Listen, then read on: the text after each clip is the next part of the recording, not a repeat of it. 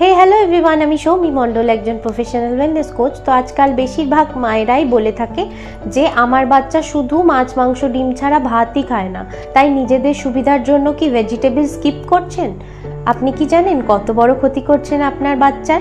চলুন দেখে নিই কী কী ক্ষতি আসতে পারে। ভেজিটেবল না খেলে ফাইবারের ঘাটতি হবে, যার ফলে ছোটবেলা থেকেই হজম শক্তির অভাব হবে এবং পেট কোনো সময় পরিষ্কার থাকবে না। এছাড়াও বেশি পরিমাণে মাংস খেলে গ্যাস্ট্রিক ক্যান্সার হওয়ার চান্সেস থাকে।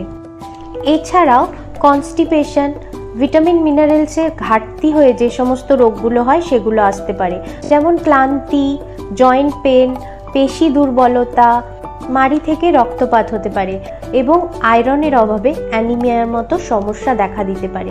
তাই এখন থেকেই নিজেদের বাচ্চাদের খাদ্য তালিকাকে ঠিক করুন এবং প্রচুর পরিমাণে ভেজিটেবলস এবং ফ্রুটস অ্যাড করুন।